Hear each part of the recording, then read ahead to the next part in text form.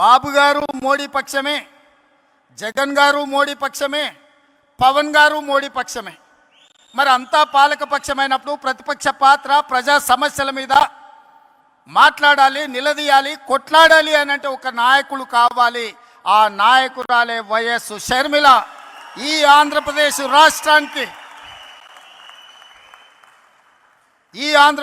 రాష్ట్రానికి ప్రజల పక్షాన, బడుగు బలైన దళిత గిరిజన మైనారిటీ మహిళల పక్షాన నిలబడి కొట్లాడేది, నిలబడి మాట్లాడేది, ఢిల్లీతో నిలబడి కలబడేది వైఎస్ షర్మిల. షర్మిల గారి నాయకత్వంలో మీరు పనిచేయండి. తప్పకుండా 2029లో రాజశేఖర రెడ్డి గారు ఏ విధంగా అయితే 1984లో ప్రస్తావన మొదలుపెట్టి 2004లో 20 సంవత్సరాలు కొట్లాడి ఆనాడు ఉమ్మడి ఆంధ్రప్రదేశ్కు ముఖ్యమంత్రి అయిండు. 2009లో ఈ ప్రస్థానం మొదలుపెట్టి 2029లో ఆంధ్రప్రదేశ్ రాష్ట్రానికి వైఎస్ షర్మిల ముఖ్యమంత్రి అవుతుంది.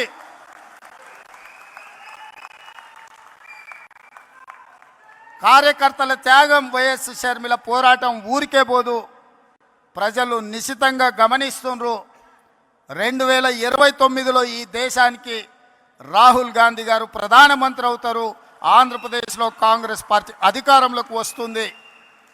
ఇదే వైఎస్ఆర్ చివరి కోరిక. ఈరోజు చాలామంది ఆయన పేరు మీద అన్ని రకాల లబ్ధి పొందినారు.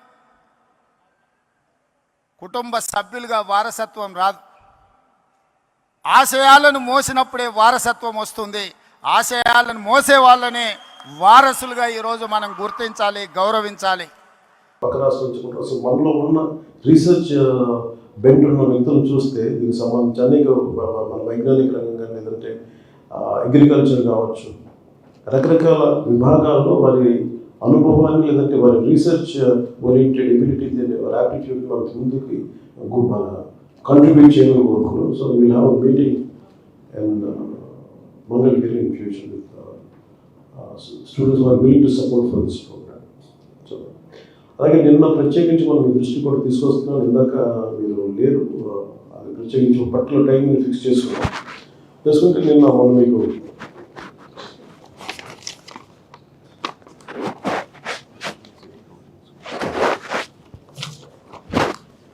నేను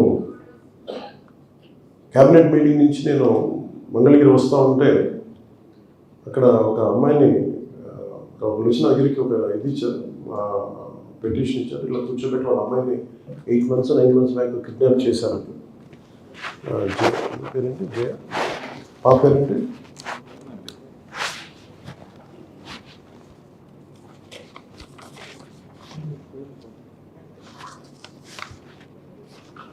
సో అమ్మాయి భీమవరం వాస్తవ్యులు.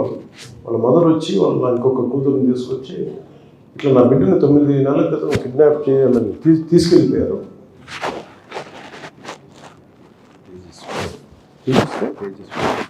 తేజస్వి నేను పాప అక్కడ చదువుకుంటా ఉంటే అక్కడ ఏ కాలేజ్ చదువుకుంటా ఉంటే లవ్ డ్రాప్ మీద పడేసి తీసుకెళ్ళిపోయారు. ఇప్పుడు దాకా ఆచూకీ తెలియదు అని వాళ్ళ మదర్ ఏడుస్తూ ఉంటే మా ఇంట్లో వాళ్ళు కూడా చెప్పుకోలేకపోయినా బాధపడుతూ ఉంటే వెంటనే స్థానిక విజయవాడ ఉండే ఉన్నతాధికారులకి, స్థానికంగా ఉండే మాచవరం సిఐ గారికి, కమిషనర్ పోలీస్ గారికి చెప్పాను. బట్ ఎంత అద్భుతంగా చేశారంటే police department, Andhra Pradesh police department మన విజయవాడ సిపి గారు కానీ మొత్తం పోలీస్ బృందం 48 hours వాళ్ళని పట్టేసుకున్నారు.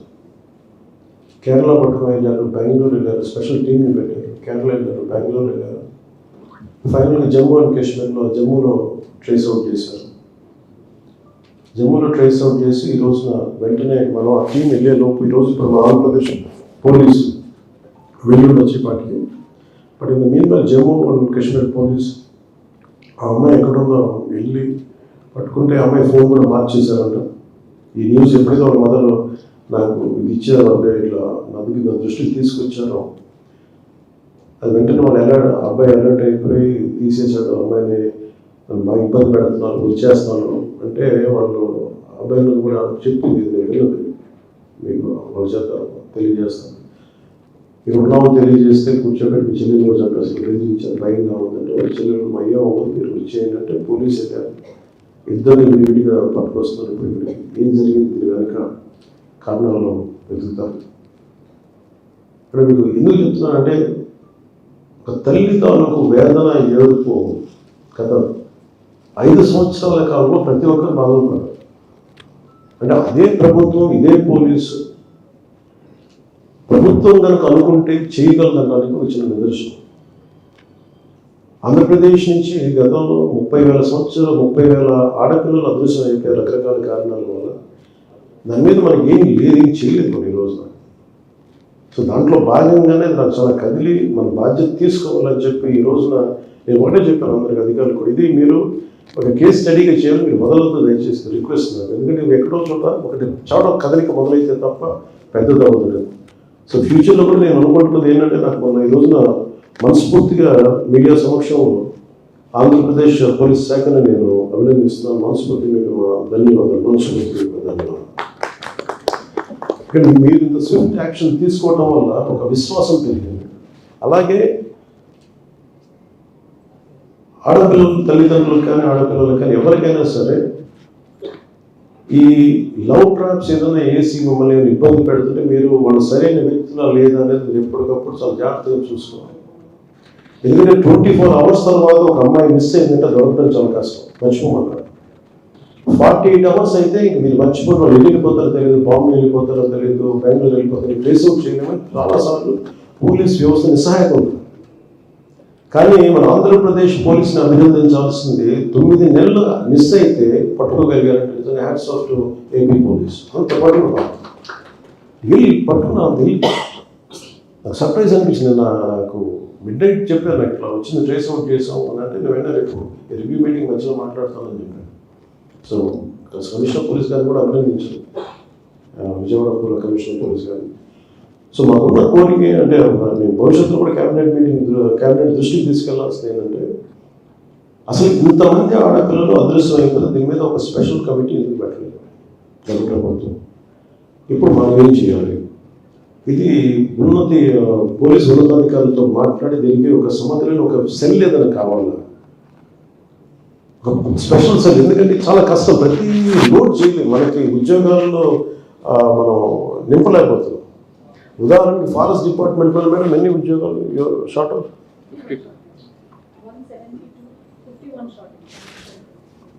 170, అదే తక్కువ, బట్ 50+ షార్టేజ్ ఉంది.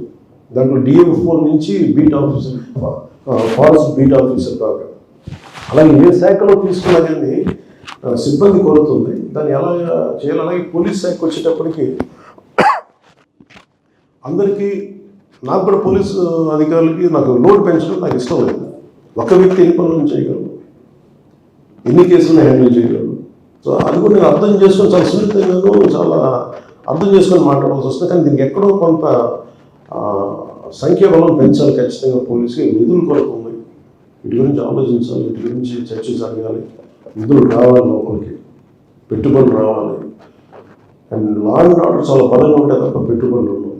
ఇది ఇన్వెస్ట్మెంట్స్ని ఎంకరేజ్ చేసే ఇక్కడ దాని అక్కడే చర్యలు తీసుకుని దాంట్లో ప్రైమరీ లా అండ్ ఆర్డర్. ఇక్కడ ఎవరు వచ్చిన ఆంధ్రప్రదేశ్కి సుభిక్షంగా ఉంటారు, ధైర్యంగా ఉంటారు, సురక్షితంగా ఉంటారు అనిపించుకునేలాగా ఉండాలి. సో దాంట్లో భాగంగానే ఒక ఆడపిల్ల అదృశ్యం అయిపోతే 9 నెలల్లో క్రితం అదృశ్యమైన ఒక ఆడబిడ్డని less than 72 అవర్స్లో ట్రేస్ అవుట్ చేసి పట్టుకున్నారు. అంత కెపాసిటీ ఉన్న పోలీస్ డిపార్ట్మెంట్కి, మన ఐపీఎస్ అధికారులకి, మన ప్రతి పోలీస్ డిపార్ట్మెంట్ వ్యక్తికి. సో దాన్ని సద్వినియోగం చేసుకొని ఒకటే ప్రపోజల్ మేము భవిష్యత్తులో పెట్టాము, స్పెషల్ సెల్ ఎస్పెషల్ మిస్సింగ్ కేసులకు సంబంధించి. ఎందుకంటే ఇది హెవీ